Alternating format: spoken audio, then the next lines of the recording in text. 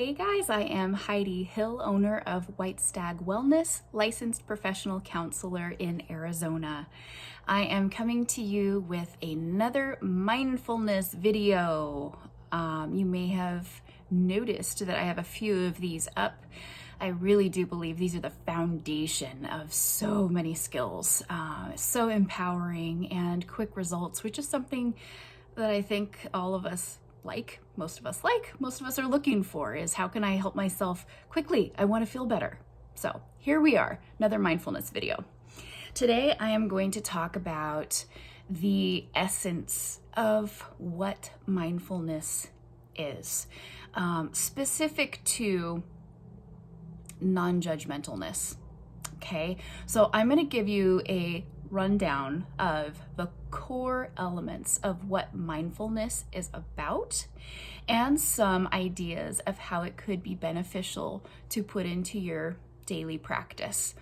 My preface for that, when I say practice, I have some automatic thoughts that come up even for myself.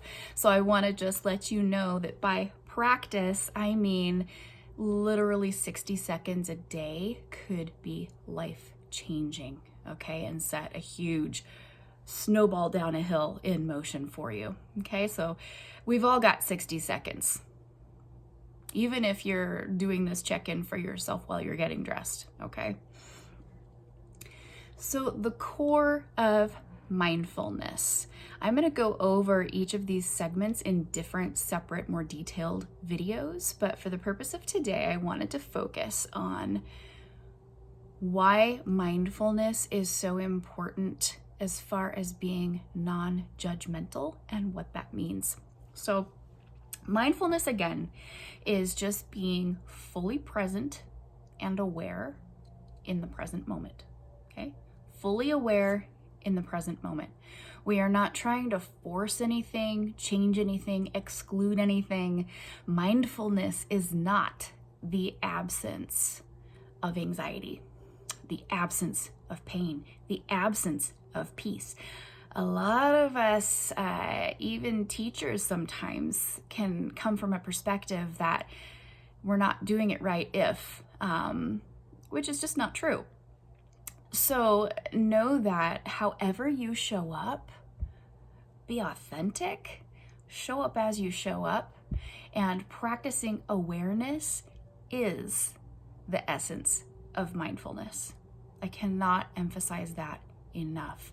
Right underneath that, underscoring and highlighting that point, is that within the practice of mindfulness, we want to be non-judgmental.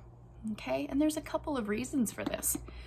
Mostly, judgments aren't helpful. Beating ourselves up doesn't work. If it was going to work, it would have worked by now, right? So from the dialectical behavioral therapy perspective, DBT, which is how I'm talking about mindfulness, we want to practice non-judgmentalness. We are simply observing and aware. Okay, so there's two types of judgment. There's judgment that is helpful and judgment that's not helpful. So you may be in your car and there's a car pretty close in front of you. You are going to judge the space between you to know if you are safe or if you need to back up, right? That judgment is pretty helpful. We need to be able to discern the difference between two things, or to discern the state or awareness of something. That is a skill that keeps us safe, right? It is effective. So we want to hold on to that. I want to know the difference between apples and oranges. I want to know the difference between carrying 10 pounds and 500 pounds. Those are judgments, but they're helpful, useful, effective judgments, okay? The kind of non-judgmentalness that I'm talking about in practicing mindfulness is labeling something as good or bad, or enough, or not enough. That's a whole other video that I'm going to make. But putting judgment as far as opinion or value on something, okay? That is not objective. That is subjective. My opinion, my value, my worth that I'm putting on something is unique to me. So whatever I say something is worth, you may have a totally different answer for, and it's going to be different than the person next to us. Okay, so the first kind, okay, this fish on my dinner plate is good or bad. Well, that's shorthand that we use that's useful to judge that this is bad, meaning this is going to make me sick, right? So that judgment is effective.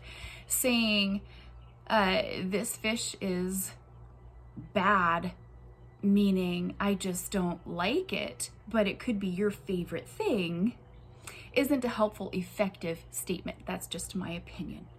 Okay? Are you hearing the difference between a factual, effective discernment versus an opinionated judgment? That is an important concept to just kind of get used to practicing and knowing, okay, this is based on facts, and this is not. This is helpful, and this is not. The same thing is true when we're practicing our inner self-talk, okay? So wrapping this all back around with practicing mindfulness, we want to be aware of our self-talk. We want to be aware of what's going on in our bodies. We want to be aware of what's going environmentally, and we're in the observer state. We are just witnessing, we're experiencing, we are present, but we are not putting things through a lens of a judgment.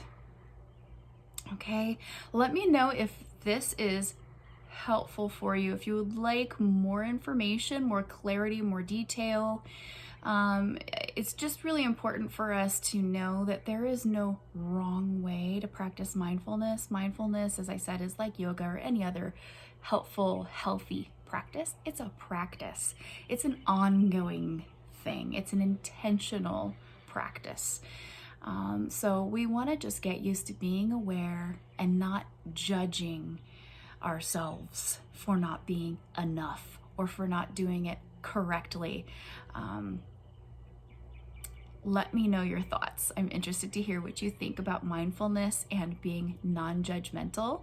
And if you find that this might be easy or difficult for you or somewhere in between, and how you might find this practice personally helpful.